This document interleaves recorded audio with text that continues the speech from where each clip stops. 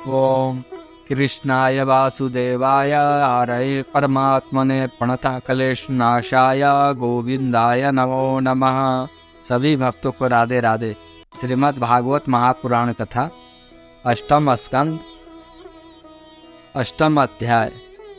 समुद्र से अमृत का प्रकट होना और भगवान का मोहिनी अवतार ग्रहण करना। श्री सुखदेव जी कहते हैं, इस प्रकार जब भगवान शंकर ने विष पी लिया तब देवताओं और असुरों को बड़ी प्रसन्नता हुई। वे फिर नए उत्साह से समुद्र मथने लगे। तब समुद्र से कामधेनु प्रकट हुई। वह अग्निहोत्र की सामग्री उत्पन्न करने वाली थी, इसलिए ब्रह्मलोक तक पहुंचाने वाले यज्ञ के लिए उपयोगी पवित्र घी दूध आदि प्राप्त करने के लिए ब्रह्मवादी ऋषियों ने उसे ग्रहण किया। उसके बाद उच्चे सर्वा नामक घोड़ा निकला। वह चंद्रमा के समान श्वेत वर्ण का था। बलि ने उसे लेने की इच्छा प्रकट की। इंद्र ने उसे नहीं चाहा, क्योंकि भगवान ने उन्हें पहले ही सिखा रखा था। तदंतर ऐरावत नामक श्रेष्ठ हाथी निकला। उसके बड़े बड़े 4 दांत थे, जो उज्ज्वल वन और कैलाश की शोभा को भी मात करते थे। तत्पश्चात कौस्तुभ नामक पतराग मणि समुद्र से निकली। उस मणि को अपने हृदय पर धारण करने के लिए अजित भगवान ने लेना चाहा। परीक्षित, इसके बाद स्वर्ग लोक की शोभा बढ़ाने वाला कल्प वृक्ष निकला। वह याचकों की इच्छाएं तथा इच्छित वस्तु देकर वैसे ही पूर्ण करता रहता है, जैसे पृथ्वी पर तुम सबकी इच्छाएं पूर्ण करते हो। तत्पश्चात अप्सराएं प्रकट हुई। वे सुंदर वस्त्रों से सुसज्जित एवं गले में स्वर्णहार पहने हुए थी। वे अपनी मनोहर चाल और विलास भरी चितवन से देवताओं को सुख पहुँचाने वाली। इसके बाद शोभा की मूर्ति स्वयं भगवती लक्ष्मी देवी प्रकट हुई। वे भगवान की नित्य शक्ति है। उनकी बिजली के समान चमकीली छटा से दिशाएं जगमगा उठी। उनके सौंदर्य आदर्श यौवन रूप रंग और महिमा से सबका चित्त खिंच गया। देवता असुर मनुष्य सभी ने चाहा कि ये हमें मिल जाए। स्वयं इंद्र अपने हाथों से उनके बैठने के लिए बड़ा विचित्र आसन ले आए। श्रेष्ठ नदियों ने मूर्तिमान होकर उनके अभिषेक के लिए सोने के घड़ों में भर भर के पवित्र जल ला दिया। पृथ्वी ने अभिषेक के योग्य सब औषधियाँ दी। गौओं ने पंचगव और बसंत ऋतु ने चैत्र वैशाख में होने वाले सब फूल फल उपस्थित कर दिए। इन सामग्रियों से ऋषियों ने विधि पूर्वक उनका अभिषेक संपन्न किया। गंधर्वों ने मंगलमय संगीत की तान छेड़ दी। नर्तकियां नाच नाच कर गाने लगी। बादल सने होकर मृदंग डमरू ढोल नगारे नरसिंगे शंख वेणु और बीणा बड़े जोर से बजाने लगे। तब भगवती लक्ष्मी देवी हाथ में कमल लेकर सिंहासन पर विराजमान हो गई। दिग्गजों ने जल से भरे कलशों से उनको स्नान कराया। उस समय ब्राह्मणगण वेद मंत्रों का पाठ कर रहे थे। समुद्र ने पीले रेशमी वस्त्र उनको पहनने के लिए दिए। वरुण ने ऐसी वैजयंती माला समर्पित की जिसके मधुमय सुगंध भरे भौरे मतवाले हो रहे थे। प्रजापति विश्वकर्मा ने भांति भांति के गहने, सरस्वती ने मोतियों का हार, ब्रह्मा जी ने कमल और नागों ने 2 कुंडल समर्पित किए।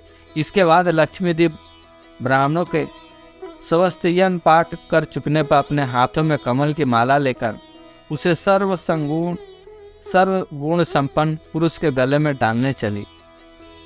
माला के आसपास उनकी सुगंध से मतवाले हुए भौरे गुंजार कर रहे थे। उस समय लक्ष्मी देवी के मुख की शोभा अवर्णनीय हो रही थी। सुंदर कौपलों पर कुंडल लटक रहे थे। लक्ष्मी जी कुछ लज्जा के साथ मंद मंद मुस्कुरा रही थी।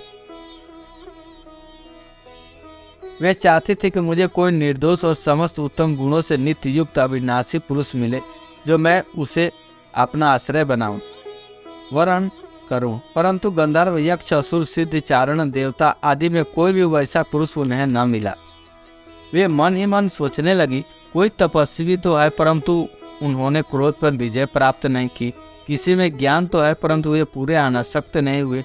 कोई तो बड़े महत्वशाली परंतु वे काम को नहीं जीत सके। किन्हीं में ऐश्वर्य भी बहुत है, परंतु वह ऐश्वर्य भी किस काम का जब उन्हें दूसरे का आश्रय लेना पड़ता है। किन्हीं में धर्मचारण तो है परंतु प्राणियों के प्रति वे प्रेम का पूरा बर्ताव नहीं करते। त्याग तो है परंतु केवल त्याग ही तो मुक्ति का कारण नहीं। किन्हीं में वीरता तो अवश्य है परंतु वे काल के पंजे से बाहर नहीं। अवश्य कुछ महात्माओं में विशेष शक्ति नहीं है परंतु वे तो निरंतर अद्वैत समाधि में ही तत्लीन रहते हैं। किसी किसी ऋषि ने आयु तो बहुत लंबी प्राप्त कर लिया, परंतु उनका शील मंगल में मेरे योग नहीं है। किन्हीं में शील मंगल भी है, परंतु उनकी आयु का कुछ ठिकाना नहीं। अवश्य किन्हीं में दोनों की बातें हैं, परंतु वे अमंगल वेश में रहते हैं। रहे एक भगवान विष्णु, उनकी सभी मंगलमय गुण नित्य निवास करते हैं, परंतु वे मुझे चाहते ही नहीं। इस प्रकार सोच विचार कर अंत में श्री लक्ष्मी जी ने अपने चिर अभिष्ट भगवान को ही वर के रूप में चुना, क्योंकि उनमें समस्त सद्गुण नित्य निवास करते हैं। प्राकृतिक गुण उनका स्पर्श नहीं कर सकते और अणिमा आदि समस्त गुण उनको चाहा करते हैं, परंतु वे किसी की भी उपेक्षा नहीं रखते। वास्तव में लक्ष्मी जी के एकमात्र आश्रय भगवान ही है, इसी से उन्होंने उन्हीं का वर्ण किया। लक्ष्मी जी ने भगवान के गले में वो नवीन कमलों की सुंदर माला पहना ली, जिससे चारों ओर झुंड के झुंड मतवाले मधुकर गुंजार कर रहे थे। इसके बाद लज्जापूर्ण मुस्कान और प्रेमपूर्ण चितवन से अपने निवास स्थान उनके वक्ष स्थल को देखती हुई उनके पास ही खड़ी हो गई। जगत पिता भगवान ने जगत जननी समस्त संपत्तियों के अधिष्ठात्र देवता श्री लक्ष्मी जी को अपने वक्ष स्थल पर ही सदा निवास करने का स्थान दिया। लक्ष्मी जी ने वहां विराजमान होकर अपनी करुणा भरी चितवन से तीनों लोकपति और अपनी प्यारी प्रजा की अभिवृद्धि की। उस समय शंख तुरई मृदंग आदि बाजे बजने लगे। तदंतर महाराज देवताओं और असुरों ने अमृत की इच्छा से जब और भी समुद्र मंथन किया, तब उसमें से एक अत्यंत अलौकिक पुरुष प्रकट हुआ। उसकी भुजाएं लंबी और मोटी थी, उसका गला शंख के समान उतार चढ़ाव वाला था और आंखों में लालिमा थी। शरीर का रंग बड़ा सुंदर सांवला था। गले में माला, अंग अंग सब प्रकार के आभूषणों से सुसज्जित, शरीर पर पीताम्बर, कानों में चमकीले मणियों के कुंडल, चौड़ी छाती, तरुण अवस्था, सिंह के समान पराक्रम, अनुपम सौंदर्य, चिकने और घुंघराले बाल लहराते हुए उस पुरुष की छवि बड़ी अनोखी थी। उसके हाथों में कंगन और अमृत से भरा हुआ कलश था। वह साक्षात विष्णु भगवान के अंशावतार थे। वे ही आयुर्वेद के प्रवर्तक यज्ञ भोक्ता धन्वंतरी के नाम से सुप्रसिद्ध हुए। जब दैत्यों की दृष्टि उन पर तथा उनके हाथों में अमृत से भरे हुए कलश पर पड़ी, तब उन्होंने शीघ्रता से बलात् उस अमृत के कलश को छीन लिया। वे तो पहले से इस ताक में थे कि किसी तरह समुद्र मंथन से निकली हुई सभी वस्तुएं हमें मिल जाए। जब असुर उस अमृत से भरे कलश को छीन लगे, तब देवताओं का मन विषाद से भर गया। अब यह भगवान के शरण में आए। उनकी दीन दशा देखकर भक्त वत्सल भगवान ने कहा, देवताओं तुम लोग खेद मत करो, मैं अपनी माया से उनमें आपस में फूट डालकर अभी तुम्हारा काम बना देता। अरे चित, अमृत लोलोपी दैत्यों में उसके लिए आपस में झगड़ा हो गया। सभी कहने लगा, पहले मैं पीऊंगा, पहले मैं पाऊंगा, पहले मैं, तुम नहीं। उनमें जो दुर्बल थे वे उन बलवान दैत्यों का विरोध करने लगे, जिन्होंने कलश छीनकर अपने हाथ में ले लिया था। वे ईर्ष्यावश धर्म की दुहाई देकर उनको रोकने और बार बार कहने लगे कि भाई, देवताओं ने भी हमारे बराबर का ही परिश्रम किया, उनको भी यज्ञ भाग के समान इसका भाग मिलना ही चाहिए। यही सनातन धर्म है। इस प्रकार इधर दैत्य में तू मैं हो रही थी। उधर सभी उपाय जानने वालों के स्वामी चरु शिरोमणि भगवान ने अत्यंत अद्भुत और अवर्णनीय स्त्री का रूप धारण कर लिया। शरीर का रंग नील कमल के समान श्याम और देखने ही योग्य था। अंग प्रत्यंग बड़े ही आकर्षक थे। दोनों कान बराबर और कर्ण फूल से सुशोभित थे। सुंदर कपोल, ऊंची नासिका और रमणीय मुख, नई जवानी के कारण स्तन उभरे हुए थे और उन्हीं के भार से कमर पतली हो गई थी। मुख से निकली हुई सुगंध के प्रेम से गुनगुनाते हुए भंवरे उस पर टूट पड़ते थे, जिससे नेत्रों में कुछ घबराहट का भाव आ जाता था। अपने लंबे केश पासों में उन्होंने खिले हुए बेले के पुष्पों की माला गुथ रखी थी। सुंदर गले में, कंठ में आभूषण, सुंदर भुजाओं में बाजू बंद सुशोभित थे। इनके चरणों पे नुपुर मधुर धावरी से रुंझुन कर रहे थे और स्वच्छ साड़ी से ढके नितंब द्वीप पर शोभमान करदनी उनकी अनूठी छटा छिटक रही थी। अपनी सज्जन मुस्कान, नाचती हुई तिरछी भौहें और विलास भरी चितवन से मोहनी रूप धारी भगवान दैत्य सेनापतियों के चित्त में बार बार कामोद्दीपन करने लगे। मोहनी के रूप में भगवान द्वारा अमृत का बांटा जाना। श्री सुखदेव जी कहते हैं, परीक्षित, असुर आपस के सद्भाव और प्रेम को छोड़कर एक दूसरे की निंदा कर रहे थे। और डाकू की तरह एक दूसरे के हाथ से अमृत कलश छीन रहे थे। इसी बीच में उन्होंने देखा कि एक बड़ी सुंदर स्त्री उनकी ओर चली आ रही। वे सोचने लगे, कैसा अनुपम सौंदर्य है, शरीर में कितनी अद्भुत छटा छिटक रही है, तनिक इसकी नई उम्र तो देखो। बस अब वे आपस की लाग डांट भूलकर उसके पास दौड़ गए और उन लोगों ने काम मोहित होकर उससे पूछा, कमल नयनी तुम कौन हो, कहाँ से आ रही हो, क्या करना चाहती हो? सुंदरी तुम किसकी कन्या हो? तुम्हें देखकर हमारे मन में खलबली मच गई है। हम समझते हैं कि अब तक देवता, दैत्य, सिद्ध, गंधर्व, चारण और लोकपालों ने भी तुम्हें स्पर्श तक नहीं किया होगा, फिर मनुष्य तुम्हें कैसे छू सकते हैं? सुंदरी, अवश्य विधाता ने दया करके शरीरधारियों की संपूर्ण इंद्रियों एवं मन को तृप्त करने के लिए तुम्हें यहाँ भेजा है। माननी, वैसे हम लोग एक ही जाति के हैं, फिर भी हम सब एक ही वस्तु चाह रहे हैं, इसलिए हमें डा और बैर की गांठ पड़ गई है। सुंदरी तुम हमारा झगड़ा मिटा दो। हम सभी कश्यप जी के पुत्र होने के नाते सगे भाई हैं। हम लोगों ने अमृत के लिए बड़ा पुरुषार्थ किया। तुम न्याय के अनुसार निष्पक्ष भाव से इसे बांट दो, जिससे फिर हम लोगों में किसी प्रकार का झगड़ा न हो। असुरों ने जब इस प्रकार प्रार्थना की, तब लीला से स्त्री वेश धारण करने वाले भगवान ने तनिक हंसकर और तिरछी चितवन से उनकी ओर देखते हुए कहा। भगवान ने कहा, आप लोग महर्षि कश्यप के पुत्र हैं और मैं हूँ उल्टा। आप लोग मुझ पर न्याय का भार क्यों डाल रहे हैं? विवेकी पुरुष स्वेच्छारणी स्त्रियों का कभी विश्वास नहीं करते। दैत्यों, कुत्ते और व्यभिचारिणी स्त्रियों की मित्रता अस्थायी नहीं होती। वे दोनों ही सदा नए नए शिकार ढूंढा करते हैं। श्री सुखदेव जी कहते, परीक्षित, मोहिनी की परिहास भरी वाणी से दैत्यों के मन में और भी विश्वास हो गया। उन लोगों ने रहस्यपूर्ण भाव से हंसकर अमृत का कलश मोहिनी के हाथ में दे दिया। भगवान ने अमृत का कलश अपने हाथ में लेकर तनिक मुस्कुराते हुए मीठी वाणी से कहा, मैं उचित या अनुचित जो कुछ भी करो वह सब यदि तुम लोगों को स्वीकार हो तो मैं यह अमृत बांट सकती हूँ। बड़े बड़े दैत्यों ने मोहिनी की यह मीठी बात सुनकर उनकी बारीकी नहीं समझी, इसलिए सबने एक स्वर में कह दिया, स्वीकार है, स्वीकार है। इसका कारण यह था कि उन्होंने मोहिनी के वास्तविक स्वरूप का पता ही नहीं था। इसके बाद एक दिन का उपवास करके सबने स्नान किया, भविष्य से अग्नि का हवन किया, गौ, ब्राह्मण और समस्त प्राणियों को घास, चारा, अन्न, धनादि का यथायोग दान दिया तथा ब्राह्मणों से स्वस्ति वाचन कराया। अपनी अपनी रुचि के अनुसार सबने नए नए वस्त्र धारण किए।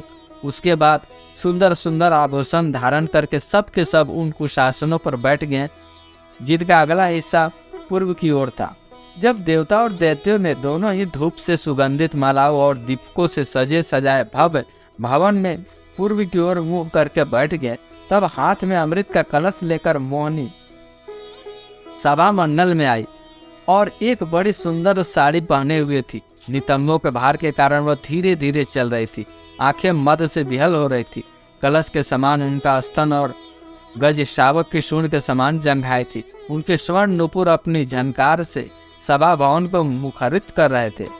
सुंदर कानों में सोने के कुंडल थे और उसकी नासिका, कोपुल तथा मुख बड़े ही सुंदर थे। स्वयं पर देवता भगवान मोहिनी के रूप में ऐसे जान पड़ते थे मानो लक्ष्मी जी की कोई श्रेष्ठ सखी वहां आ गई हो। मोहिनी ने अपनी मुस्कान भरी चितवन से देवता और दैत्यों की ओर देखा तो वे सब के सब मोहित हो गए। उस समय उनके स्तनों पर अंचल कुछ खिसक गया। भगवान ने मोहिनी रूप में यह विचार किया कि असुर तो जन्म से ही क्रूर और स्वभाव वाले हैं। इनको अमृत पिलाना सांपों को दूध पिलाने का समान बड़ा अन्याय होगा, इसलिए उन्होंने असुरों को अमृत में भाग नहीं दिया।